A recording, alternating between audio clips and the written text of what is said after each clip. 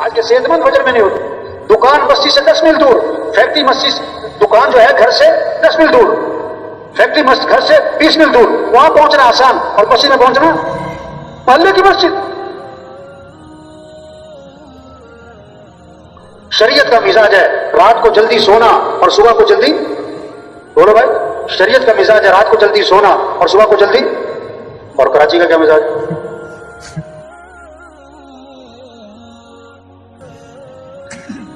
بھائی جو رات کو جلدی سوئے گا وہی تو صبح جلدی اٹھے گا نا. جو سوئے گا ہی دیر سے تو اٹھے گا بھی. کون سے وقت میں برکت ہے, کون سے کاموں میں برکت ہے؟ صبح کے. صبح اٹھو. دیکھو 5 نمازیں ہیں, 5 نمازیں ہیں نا. فجر کی نماز کی خصوصیت, فضیلت اللہ کے نبی نے خاص طور پر بیان فرمائی علیحدہ کر کے. آپ نے فرمایا من صلی الصبح فهو فی ذمۃ اللہ, جو صبح کی نماز پڑھے گا وہ اللہ کی ذمہ داری میں آ جائے گا. اب جس نے صبح کی نماز نہیں پڑھی وہ اللہ کی ذمہ داری سے نکل گیا. توبہ توبہ توبہ.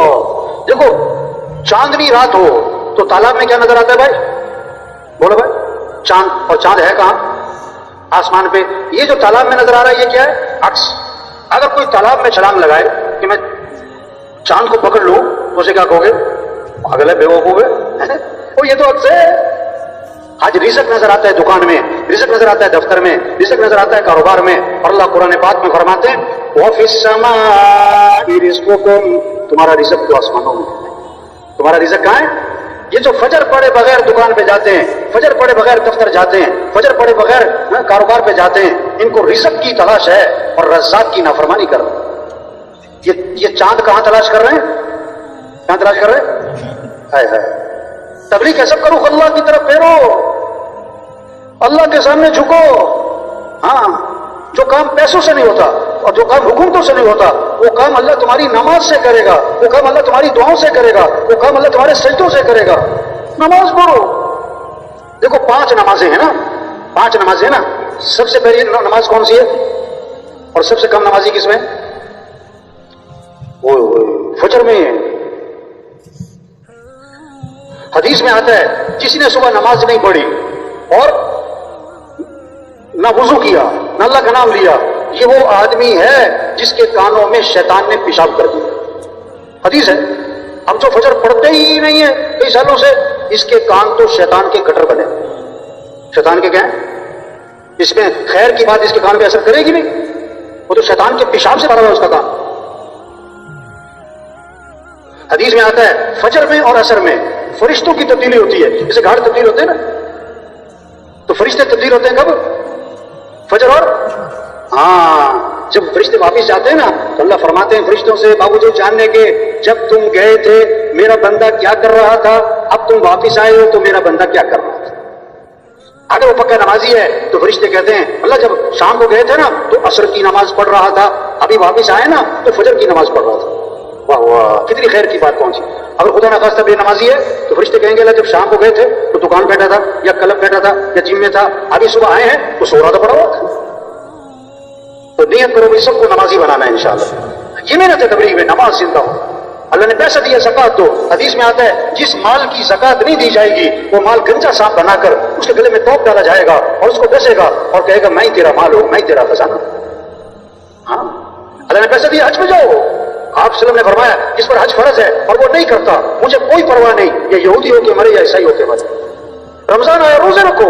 حدیث میں عادت نے ایک روزہ چھوڑ دیا رمضان کا, ایک روزہ صرف, ساری زندگی روزے رکھتا رہے, وہ ایک روزہ چھوڑنے کا جو نقصان ہوا ہے پورا نہیں ہو سکتا.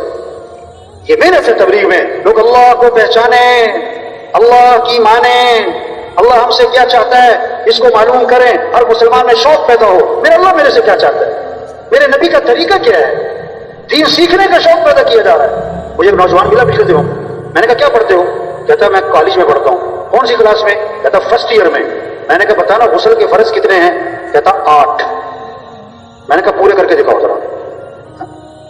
اب منہ دیکھے بھائی, ہم مسلمان ہیں, اسلام کو سیکھو بھائی. دین ہمارا کیا سکھاتا ہے, اللہ ہم سے کیا چاہتا ہے. نماز سیکھو بھائی, دین سیکھو بھائی. ہمارے یہاں نا ایک عجیب بات چلتی ہے, بارات جا رہی ہے مسجد کی طرف. کیوں کہ دولہا نے شادی کے نفل پڑھنے, شادی کے نفل. ویسے کبھی جائے نہ جائے شادی کے نام پر. تو ایک بارات گئی مسجد اور کہیں بھی بیان بازی کے ساتھ ڈھول ڈھمکے کے ساتھ. اب جناب باہر کھڑی ہوگی بارات, دورہ سے کہا جا کے نفل پڑھ لے. تو اس کا دوست تھا نا جو دیندار داڑھی والا, اسے کہا تم ساتھ چلے جاؤ. وہ مجھے سنا رہا تھا, کہتا میں ساتھ چلا گیا, میں بیٹھ گیا, میں نے اسے کہا بھائی پڑھ لے شادی کے نفل پڑھ لے. کہتا پہلے تو مسجد کو دیکھتا رہا. میں نے کہا بھائی شادی کے نفل پڑھ. تو اس نے پھر نیت باندھ لی. کہتا میں پاس بیٹھ گیا, تھوڑی دیر کھڑا رہا. کہتا میں نے سوچا ہوا شادی کے نفل ہیں, بڑے خوش سے پڑھ. پھر بہت دیر بعد کھڑے کھڑی سلام کر دیا اس نے. کہتا میں نے اس سے کہا تم نے شادی کے نفل پڑھے کہ نماز جنازہ پڑھی؟ نہ رکوع نہ سجدہ, یہ کس میں ہوتا ہے؟ اس نے کہا سچی بات بتاؤں مجھے نماز آتی ہے. اور تبلیغ میں یہ کہہ رہے ہیں دین سیکھو بھائی. سگی ماں کا جنازہ پڑھتے ہیں, جنازے کی دعا نہیں آتی. سگے باپ کا جنازہ پڑھتے ہیں, جنازے کی دعا. تبلیغ میں منت خوشامد ہے. بھائی اللہ کو راضی کر لو, بھائی حضرت محمد صلی اللہ علیہ وسلم کی اتباع کرو, بھائی 5 وقت نماز پڑھو, دین کو سیکھو بھائی, قرآن کی تلاوت کرو. دن میں 600 مرتبہ موبائل کو کھولتا ہے اور قرآن کتنی دفعہ کھولتا ہے؟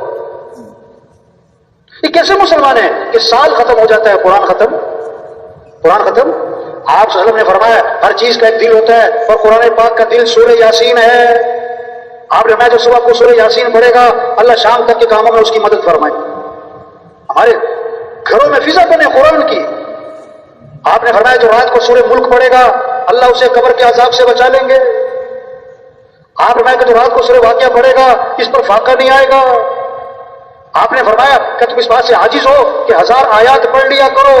صحابہ نے عرض کیا حضور 1000 آیات کا پڑھنا یہ تو بڑا مشکل کام ہے. آپ نے فرمایا جو سورہ الہاکم التکاثر پڑھے گا اسے 1000 آیات پڑھنے کا ثواب ملے گا. یہ شوق پیدا ہو جائے ہمارے وزیروں میں, وکیلوں میں, ججوں میں, مزدوروں میں, غریبوں میں, دیہات والوں میں, شہر والوں میں. ہاں یہ شوق پیدا, مجھے قرآن پڑھنا ہے, مجھے اللہ کا ذکر کرنا ہے. آپ صلی اللہ علیہ وسلم نے فرمایا جو 100 مرتبہ پڑھے لا الہ الا اللہ, لا الہ الا اللہ, لا الہ الا اللہ, فرمایا جو 100 مرتبہ روزانہ پڑھے گا جب قیامت کے دن اٹھے گا تو اس کا چہرہ 14ویں رات کے چاند کی طرح چمک رہا ہو. اب مزدوری کر رہا ہو اور زبان پر کیا ہو لا الہ الا اللہ. ڈرائیور گاڑی چلا رہا ہو اور زبان پر کیا ہو لا الہ الا اللہ. آپ نے فرمایا جو کثرت سے درود شریف پڑھے گا جنت میں اسے میرا پڑوس ملے. ایک صحابی نے عرض کیا حضور میں نے ذکر کا وقت طے کیا, اس میں سے کتنا وقت درود شریف کو دے دوں؟ پھر خود ہی کہا حضور 1/4 وقت دے دوں درود شریف کو. آپ نے فرمایا ہاں ٹھیک ہے لیکن درود شریف زیادہ کر لو تو بہتر ہے. میں نے کہا اچھا میں 1/3 وقت درود شریف کو دے دوں؟ فرمایا ٹھیک ہے لیکن درود شریف اور زیادہ کر لو تو بہتر ہے. میں نے کہا اچھا میں آدھا وقت درود شریف کو دے دوں؟ میں ٹھیک ہے لیکن درود شریف اور زیادہ کرو تو بہتر ہے. میں نے کہا اچھا میں 2/3 وقت درود شریف پڑھتا ہوں, 1/3 باقی اذکار. آپ نے ہاں ٹھیک ہے لیکن درود شریف اور زیادہ کر لو تو بہتر ہے. میں نے کہا اچھا میں سارا وقت درود شریف ہی پڑھوں گا. آپ نے فرمایا اذن تکفی ہمک ویغفر ذنبک, اگر تم ایسا کرو گے تمہاری ساری پریشانیاں دور کر دی جائیں گی اور تمہارے سارے گناہوں کو معاف کر دیا جائے گا. ہاں یہ فضا بنے ہیں. ہمارے غریب مالدار, ہمارے افسر, ہمارے جج, ہمارے حکمران, ان کے ہاتھوں میں کیا ہو تسبیح ہو. آج ہاتھوں میں موبائل نظر آتا ہے, تسبیح نظر, دونوں موبائل ہیں جیب میں, تسبیح نہیں. اگر کسی کو تحفے میں موبائل دے دو نا بڑا خوش ہوتا ہے, بڑا شکریہ ادا کرتا ہے, اور بار بار اسے دیکھتا ہے. اور اگر کسی کو تسبیح تحفے میں دے دو نا تو حیران ہو کر دیکھتا ہے, کہتا کیا ہوا تمہیں. آج بچے کو بھی چپ کرانے کے لیے کیا دیتے ہیں؟ نہیں, تسبیح ہو, اللہ کا ذکر کرو, درود شریف پڑھو. چھوٹا سا درود شریف بتاؤں, صلی اللہ علی النبی الامی, صلی اللہ علی النبی الامی, صلی اللہ علی النبی الامی. جیسے برفی میں مزہ آتا ہے نا کھانے میں, جلیبی, گلاب جامن, ہمیں مزہ ہے کس میں؟ اللہ کا نام لینے میں.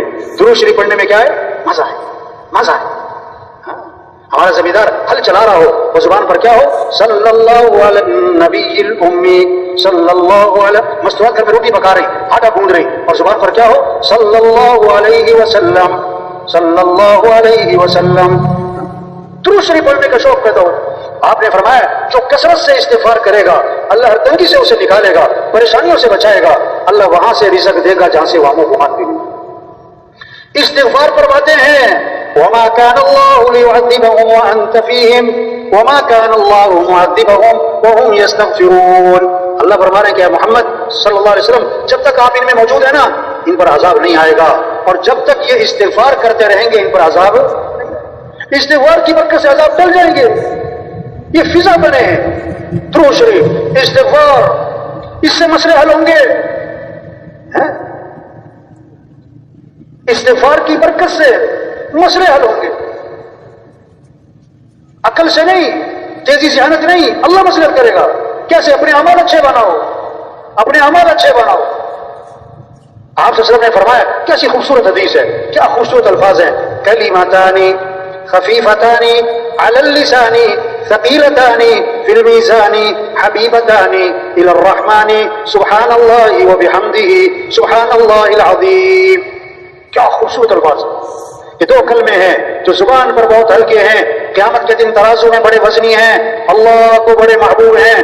وہ کیا ہیں؟ سبحان اللہ وبحمدہ سبحان اللہ العظیم، سبحان اللہ وبحمدہ سبحان اللہ العظیم.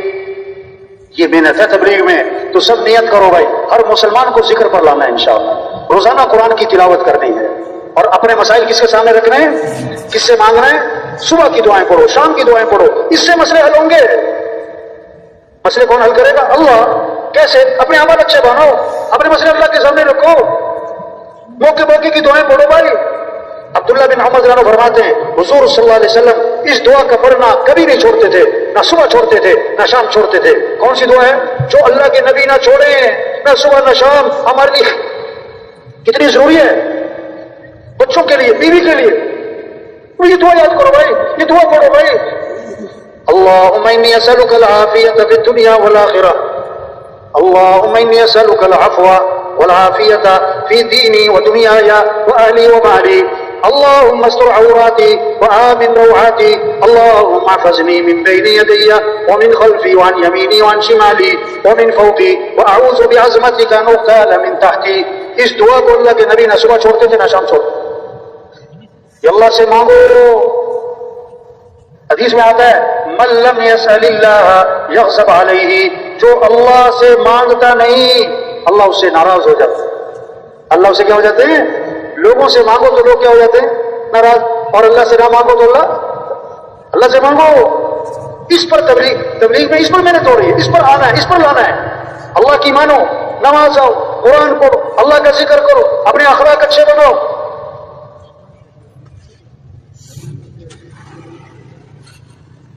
آج میں نے پتہ کیا کر رہے ہو؟ کپڑے اچھے ہو، جوتا اچھا ہو، گھڑی اچھی ہو، موبائل اچھا ہو، گاڑی اچھی ہو، گھر اچھا ہو، ٹائل اچھی ہو، برتن اچھا ہو، زیور اچھا ہو، فرنیچر اچھا ہو. او میرے بھائی، زندگی تو اچھی بنے گی اگر اعمال اچھے ہوں گے، اخلاق اچھے ہوں گے تو زندگی اچھی بنے گی. اگر اخلاق بگڑے ہوئے ہیں تو زندگی کبھی اچھی. کپڑوں سے، جوتوں سے، گھڑی سے، موبائل سے، برتنوں سے، زیور سے، گاڑیوں سے، اس سے زندگی اچھی نہیں بنا کرتی. اپنے آپ کو اچھا بناؤ، اپنے اخلاق اچھے بناؤ.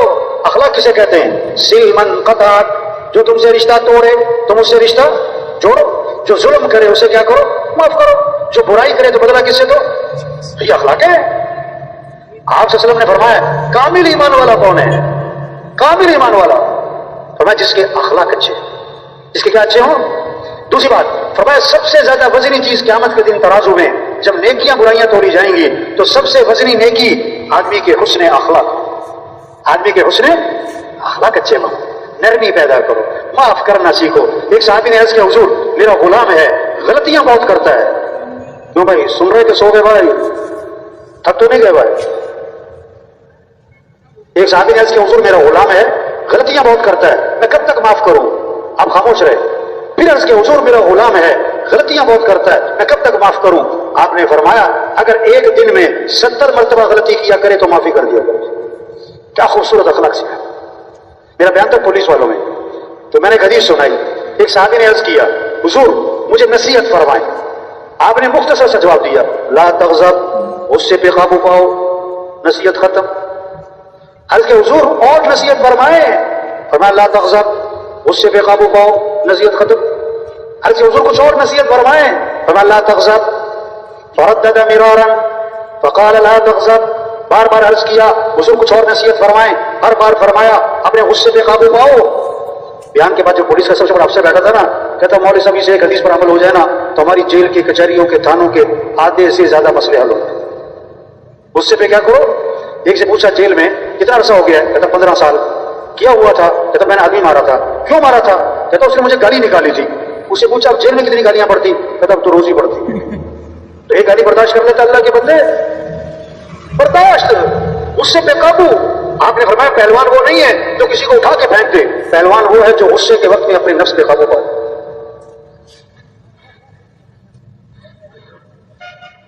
اپنے غصے پہ قابو پائیں. ہاں آپ صلی اللہ علیہ وسلم نے فرمایا جس آدمی کو غصہ آیا اور وہ غصہ نکالنے پر قادر تھا لیکن غصے کو پی گیا، حدیث اللہ کے نبی فرما رہے ہیں جس کو غصہ آیا اور وہ غصہ نکالنے پر قادر تھا لیکن غصے کو پی گیا، اللہ قیامت کے دن جنت کی حوریں اس کے سامنے کھڑی کر دیں گے اور فرمائیں گے جو پسند ہے لے لے اس میں سے. کس بات پر؟ غصہ پینے پر. تو سب نیت کرو گے اپنے غصے پہ قابو پانا ہے انشاءاللہ. اپنے غصے پہ کیا کرنا ہے؟ کسی سے لڑنا جھگڑنا. ہمارا دین کیا سکھاتا ہے؟ معاف کرو. اللہ کے نبی نے فرمایا تم لوگوں کو معاف کرو اللہ تمہیں معاف کر دے گا. بنی اسرائیل کا ایک آدمی اللہ کے دربار میں پیش ہوا، گناہوں کا رجسٹر بھرا ہوا ہے، نیکیوں کا رجسٹر خالی ہے، ایک نیکی ہے باقی گناہ ہی گناہ ہے. نیکی کیا ہے کہ لوگوں سے درگزر بہت کرتا تھا. اللہ نے فرمایا یہ ہمارے بندوں سے درگزر کرتا تھا، ہم اس سے درگزر کرتے. وہ غصہ اچھا لڑائی کسی دشمن سے ہونا، آج تو لڑائی کس سے؟ بیوی سے، بھائیوں سے، پڑوسی سے. تو بتو ایک آدمی ملا مجھے صبح کا وقت تھا، صبح کا وقت نا ایسے خاموش بیٹھا ہوا ہے، بڑا غصے میں بیٹھا ہوا ہے ایسے منہ بنا کے. تو میں نے ویسے ہی کہا، مجھے نہیں پتا تھا، میں نے تو ویسے ہی کہہ دیا. میں نے کہا بھائی کیا بات ہے، بیگم سے لڑ کے آئے ہو کیا؟ ایک دم حیران ہو گیا، ہکا پکا سا ہو گیا. کہتا ہے اس نے آپ کو فون تو نہیں کیا؟ وہ واقعی لڑ کے آیا. بھائی اللہ کے بندے ہیں یہ لڑنا. تاریخ میر صاحب کے پاس نا ایک آدمی آیا، کہنے لگا مولوی صاحب مجھے کوئی ایسا تعویذ دو کہ میرا بیوی سے جھگڑا ختم ہو. لوگوں نے بہت سارے دین کو کس پہ رکھا ہوا؟ تعویذ پہ. تعویذ کوئی ایسا تعویذ دو کہ میرا بیوی سے جھگڑا. مولوی صاحب کہنے لگے تعویذ کا کام نہیں ہے، اپنے اخلاق اچھے بناؤ جھگڑا ختم ہو جائے گا. اور اخلاق کی ایک بات بتائی، حدیث میں آتا ہے بیوی کے منہ میں لقمہ ڈالنا صدقے کے برابر ثواب ہے. حدیث ہے بیوی کے منہ میں لقمہ ڈالنا صدقے کے برابر. آج گھر جانا، کھانا بیوی کے ساتھ کھانا اور لقمے توڑ کے بیوی کے منہ میں ڈالنا. تھوڑے دنوں بعد اس سے ملاقات ہوئی، اس سے پوچھا بھی تمہیں میں نے کام کہا تھا کہ بیوی کے منہ میں لقمے ڈالنا، وہ کام کیا تم نے؟ کہتا نہیں کیا. کیوں نہیں کیا؟ کہتا مولوی صاحب شرم بڑی آتی ہے. مولوی صاحب کہنے لگے لڑتے ہوئے نہیں شرم آتی تم؟ حدیث پر عمل کرتے ہوئے شرم آتی. اسے کہا دیکھو آج میرا حکم ہے، تم نے گھر جانا ہے، کھانا بیوی کے ساتھ کھانا ہے، لقمے توڑ بیوی کے منہ میں ڈالنا ہے، میرا حکم ہے. اب بزرگوں کا حکم تھا، گھر گیا بیوی سے کہتا کھانے میں میرے ساتھ بیٹھ. اب جناب وہ بیوی ساتھ بیٹھی، لقمہ توڑا، بیوی سے کہتا ہے ذرا منہ تو کھولنا ذرا. مولوی صاحب کہہ رہے تھے کہ اس نے مجھے آ کر بتایا کہ جب میں نے اسے کہا نا منہ تو کھولنا تو اس کا منہ کھلے گا کھلے رہے گا. اس کو میں نے کہا یہ کس نے سکھایا؟ تو میں نے کہا مجھے وہ مولوی صاحب تو ایسے دامن اٹھا کے دعائیں دے رہی تھی، اللہ اس کا بھلا کرے. بھائی تمہارا دین معاف کرنا سکھاتا ہے. بھائی کسی کو حقیر نہ سمجھو، کسی کو اپنے آپ کو بڑا نہ سمجھو. کیا ہے انسان؟ کچھ بھی نہیں. حدیث میں آتا ہے جس کے دل میں رائی کے دانے کے برابر بھی تکبر ہوگا وہ جنت کی خوشبو بھی نہیں سن سکے. آج ہمارے معاشرے میں جملہ بولتے تم مجھے جانتے نہیں ہو. کیا ہے؟ کچھ بھی نہیں. انسان مکھی تنگ کرتی ہے، مچھر تنگ کرتا ہے، چھپکلی تنگ کرتی ہے، پیٹ میں درد، سر میں درد. انسان کیا ہے؟ کچھ بھی نہیں. انسان کیا ہے؟ کچھ بھی نہیں ہے. تواضع اللہ کو پسند، معاف کرنا اللہ کو پسند، غصے کو پینا اللہ کو پسند. کسی کو حقیر نہ سمجھنا، اپنے اندر نرمی پیدا کرو. اللہ بھی نرم، اللہ کے نبی بھی نرم. مسلمان کی شان بتائی اللہ کے نبی نے، ہین لین قریب سہل. ایمان والا نرم مزاج ہوتا ہے، نرم طبیعت ہوتا ہے، لوگوں کے قریب ہوتا ہے، اس سے ملنا بہت آسان ہوتا ہے. نرمی پیدا کرو. بعض لوگ ماشاءاللہ اتنے خوش اخلاق، نرم مزاج، ہنس مکھ، اچھی طبیعت، چہرہ کھلا ہوا کہ لوگ ان کا نام رکھ دیتے ہیں پاپا میٹھا، چاچا میٹھا. بعض اتنے غصے والے ہوتے ہیں، ماتھے پہ بل، ہر وقت یہ کرو یہ کرو یہ کرو، لوگ ان کا نام رکھ دیتے ہیں پاپا کوڑا. پشتوں میں کہتے ہیں ترخ پاپا. تو کیا بنو بھائی؟ نرم بنو. کیا بنو بھائی؟ نرم بنو. انس رضی اللہ عنہ فرماتے ہیں میں نے 10 سال خدمت کی حضرت محمد مصطفیٰ صلی اللہ علیہ وسلم کی، اور 10 سال کے عرصے میں اللہ کے رسول نے مجھے کبھی بھی کیوں کا لفظ نہیں فرمایا. کتنے سال؟ کون سا لفظ؟ یہ کیوں کیا تم نے، یہ کیوں نہیں کیا تم نے. 10 سال ہم 10 دن میں 10 مرتبہ کہتے ہیں یہ کیوں کیا، یہ کیوں نہیں کیا، یہ کیوں کیا. تو بھائی کیوں کا لفظ زبان سے کیا کریں؟ ختم. اور کیوں کی جگہ کون سے جملے لاؤ؟ کوئی بات نہیں. کیوں کی جگہ کیا لاؤ؟ آپ گھر میں گئے، नाश्ते में आपको चाय ठंडी मिली तो क्या कहो? साल में नमक तेज हो गया तो क्या कहो? आप जमात में हो ना, अब खिदमत वाले ने साथ वाले की प्लेट में 4 बोटियां डाली और आपकी प्लेट में 1 बोटी, वो भी मेरी हड्डी की हड्डी, तो क्या कहो? कोई बात नहीं। आप जमात में खाना खाने बैठे ना, आपकी प्लेट में 2 बोटियां डाली खिदमत वाले ने, 2 साथी खाना खा रहे हैं, अब जो साथी सामने बैठा था ना उसने पहले 1 बोटी उठाई, फिर दूसरी बोटी उठा के खा गया, तो क्या कहो? लड़ना नहीं है कि दूसरी बोटी क्यों खाई तुम, फिर क्या हो गया भाई? कोई बात नहीं, क्या कहो? आपने 5 किलो गोश्त दिया लाके घर में बेगम को, ये कोरमा बनाओ शाम को, और देखो मिर्च डालने से पहले ना मेरा सालन निकाल देना, मुझे मिर्च से परहेज है, भूलना नहीं, बोलेंगे हो जाएगा। आपने दोपहर को खाना नहीं खाया कि शाम को कोरमा खाना है, बड़ी खुशबू आ रही है, घर पहुंचे, दस्तरखान पे बैठे, बड़ी भूख लगी हुई है, बेगम से कहा कि वो मेरा सालन जो है बगैर मिर्च वाला वो भी ले आओ, उन्होंने कहा मैं तो भूल गई, मैंने तो सारे में मिर्च डाल दी, तो आप क्या कहो? अब कहना आसान है, उसको कहना मेरा पिछले दिनों कहीं बयान था तो मैंने ये बात कही कि मिर्च अगर सारे में मिर्च डाल दी तो आप क्या कहो? कोई बात नहीं। एक बंदा खड़ा हो गया बयान के दौरान, कहता क्या बात है, भूखे सोचे फिर वो और भाई अखलाक अच्छे भाई, ये मेहनत है तबलीग में, नरम बनो, माफ करना सीखो भाई, हाँ अपने मामला साफ सुथरे बनाओ। हदीस में आता है एक साहबी ने अर्ज किया, हुजूर मुझे ऐसा अमल बतलाएं कि मैं मुस्तजाबुद दावत बन जाऊं, मेरी हर दुआ कबूल हुआ करे, मुझे ऐसा अमल बतलाएं। आपने कोई लंबी चौड़ी फहरिस्त नहीं गिनवाई, आपने फरमाया अपनी कमाई को पाकीज़ा बना लो, तुम्हारी हर दुआ कबूल हुआ करे। किसी का हक ना दबाना, किसी का पैसा ना मारना। हाँ, आपके पास जनाजा लाया गया, आपने फरमाया ये जो मरने वाला था इसने लोगों के पैसे तो नहीं देने, जवाब मिला हुजूर इसने लोगों के पैसे देने, फरमाया मैं इसका जनाजा नहीं पढ़ाऊं। इतनी सख्त बात है। वो खैर का जमाना था, एक साहबी खड़े हो गए, अर्ज के हुजूर इस मरने वाले का सारा कर्जा मेरे जिम्मे, आपने जनाजा पढ़ा दिया। ओ भाई मरने से पहले पहले लोगों का हक दे दो। लोग अपनी बहन के घर में ना खाना नहीं खाते, बहनों के घर खाना नहीं खाया जाता है। और पता क्या है, 20 लाख रुपए दबाए, 40 लाख रुपए दबाए, 1 करोड़ रुपए दबाए, विरासत में है उसको, वैसे खाना नहीं खाएंगे। अच्छा एक अजीब बात लोग बोलते, भाई तुमने बहन को हक क्यों नहीं दिया? कहते मैंने जहेज दे दिया था। हमने क्या, एक से पूछा तुमने फजर की नमाज क्यों नहीं पढ़ी? कहता मैंने तहज्जुद पढ़ ली थी। अरे तहज्जुद फर्ज अपनी जगह है, तुम तहज्जुद चाहे ना भी पढ़ते हैं। आप सल्लम आसमान की तरफ निगाह उठाई, ये हाथ आप माथे पे रखा और फरमाया उफ़ो बड़ी सख्त चीज नाजिल हुई है।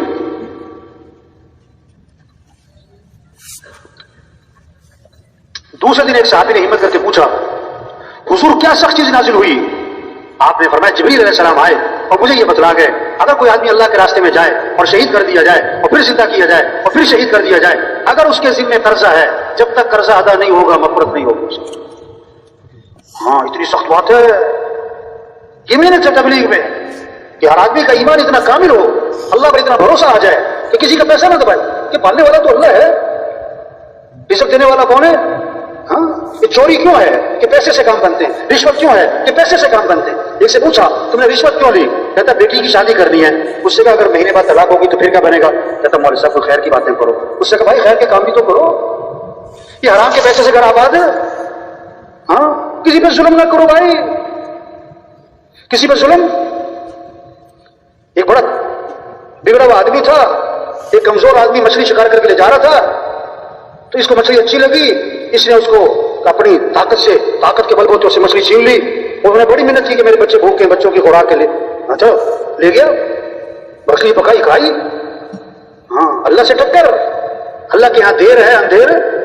हाँ उसके अंगूठों पे ना बीमारी लगी, डॉक्टरों ने कहा कि ये काटने पड़ेंगे, अंगूठे कट गए, बीमारी आगे बढ़ी। उन्होंने कहा दोनों हाथ काटने पड़ेंगे, दोनों हाथ कट गए, बीमारी आगे बढ़ी। उन्होंने कहा कलाइयों तक काटना पड़ेगा, कोहनी तक काटना पड़ेगा, कोहनी तक कट गए, बीमारी आगे बढ़ी। डॉक्टर ने कहा ये बीमारी नहीं लगती, ये किसी की बदुआ लगती है। देखो मजलूम जब कुछ नहीं कर सकेगा तो क्या करेगा? बदुआ। और बदुआ का जो नुकसान है, एटम बम का नुकसान थोड़ा है और बदुआ का नुकसान। उन्होंने कहा जा जिस पर जुल्म किया उससे माफी मांग, वरना तेरा सारा जिस्म गल जाएगा। वो निकला उसकी तलाश में, एक जगह पर वो मछली वाला मिल गया, उसके पांव पड़ गया कि मुझे अल्लाह के लिए माफ कर दो। कौन हो तुम? तो वही जिसने मछली छीनी थी। मैंने कहा माफ तो नहीं करना था, लेकिन तेरा हाथ देके मुझे तरस आता है, जब मैं तुझे माफ करूं। उसने कहा तूने क्या कहा था जब جب میں نے تیرے سے مچھلی چھینی کیا کہا تھا؟ اس نے کہا میں نے اللہ سے یہ کہا کہ اللہ میں کمزور ہوں، تو کمزور نہیں، تو میری طرف سے اس سے بدلہ لے۔ تبلیغ میں یہ محنت ہے، معاملات اچھے ہو جائیں، اخلاق اچھے ہو جائیں، کمائیاں پاکیزہ ہو جائیں۔ آپ صلی اللہ علیہ وسلم نے فرمایا اس آدمی کی کمائی برکت والی ہوگی اور پاکیزہ ہوگی جس کی کمائی میں 7 چیزیں ہوں۔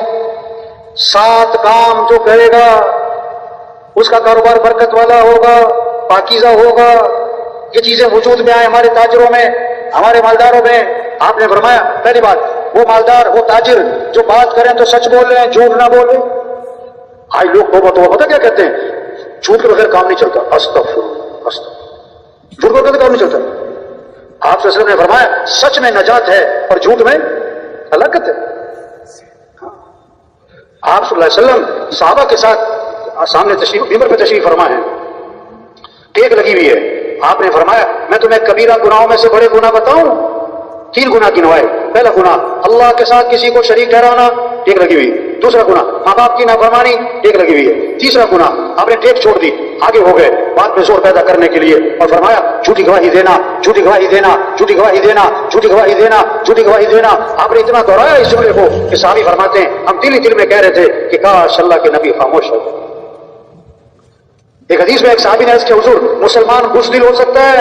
فرمایا ہو سکتا ہے۔ حضور مسلمان بخیل ہو سکتا ہے؟ ہو سکتا ہے۔ حضور مسلمان جھوٹ بول سکتا ہے؟ فرمایا نہیں، ایمان والا جھوٹ نہیں بولا۔ وہ تاجر جو بات کریں تو سچ بولیں۔ دوسری بات وعدہ کریں تو پورا کریں، وعدہ خلافی نہ کریں۔ تیسری بات امانت رکھی جائے تو ادا کریں، خیانت نہ کریں۔ چوتھی بات اپنا سودا بیچیں تو تعریفیں نہ کریں۔ پانچویں بات سودا خریدیں اس میں عیب نہ نکالیں۔ چھٹی بات کسی سے حق لینا ہے تو اس میں سختی نہ کریں۔ ساتویں بات کسی کا حق دینا ہے تو ٹال مٹول نہ کریں۔ تو جس کے کاروبار میں یہ 7 باتیں ہوں گی اس کا کاروبار برکت والا ہوگا اور پاکیزہ ہوگا۔ یہ محنت ہے، یہ دین زندگیوں میں آئے گا تو دنیا میں امن محبت ہے۔ حکومتوں کے بدلنے سے امن نہیں آتا، حکومتوں کے بدلنے سے حالات نہیں بدلا کرتے۔ جب دین زندگی میں آئے گا تو اللہ کی طرف سے فیصلہ ہوگا، امن کا، محبتوں کا، خوشیوں کا، زندگیاں آسان ہو جائیں گی، پریشانیاں کم ہو جائیں، ختم ہو جائیں گی۔ پریشانیاں مال کی کمی سے نہیں آتی، چیزوں کی کمی سے نہیں آتی۔ ما اصابکم من مصیبت فبما کسبت ایدیکم، جو بھی تم پر مصیبت آتی ہے وہ تمہارے گناہوں کی وجہ سے، گناہوں کی وجہ سے۔ ایک صحابی نے عرض کیا حضور فلاں آدمی کا مال سمندر کے کنارے تھا، پانی کی لہریں آئیں، پانی سامان بہا کر لے گئی۔ آپ نے فرمایا جو مال بھی ضائع ہوتا ہے خشکی میں یا تری میں وہ زکوٰۃ روکنے کی وجہ سے۔ جب زکوٰۃ نہیں دیں گے تو اس طرح کے فتنے آئیں گے۔ جب بے حیائی عام ہوگی، فحاشی عام ہوگی، اللہ کے نبی نے فرمایا ایسی ایسی بیماریاں پیدا ہوں گی جن بیماریوں کے نام تمہارے بڑوں نے کبھی سنے بھی نہ ہوں۔ ہاں آپ صلی اللہ علیہ وسلم نے فرمایا آدمی محروم کر دیا جاتا ہے رزق سے اس گناہ کی وجہ سے جو وہ کر بیٹھتا ہے۔ جب گناہ ہوں گے، اللہ کی نافرمانی ہوگی تو محرومی آئے گی، پریشانیاں آئیں گی، مصیبتیں آئیں گی، غم آئیں گے۔ مسئلوں کا حل چیزیں نہیں ہیں، مسئلوں کا حل مال نہیں ہے، مسئلوں کا حل حکومتوں کا بدلنا نہیں ہے، مسئلوں کا حل اللہ کی طرف رجوع ہے۔ یا ایھا الذین آمنوا توبوا الی اللہ توبۃ نصوحا، اے ایمان والو توبہ کر لو۔ توبہ کا معنی لوٹاؤ، اللہ کی طرف لوٹاؤ، دین کی طرف لوٹاؤ، اعمال کی طرف لوٹاؤ، حیا کی طرف لوٹاؤ، سنت کی طرف لوٹاؤ، شریعت کی طرف لوٹاؤ، نبی والی زندگی کی طرف لوٹاؤ۔ وَتُوبُوا إِلَى اللَّهِ جَمِيعًا أَيُّهَا الْمُؤْمِنُونَ لَعَلَّكُمْ تُفْلِحُونَ، اے ایمان والو تم سب کے سب لوٹاؤ اللہ کی طرف تاکہ تم فلاح کو پہنچو۔ یہ میرے طوری تبلیغ میں یہ چلہ، یہ 3 چلے، یہ سروزہ، یہ اجتماع، یہ مشورہ، یہ گشتیں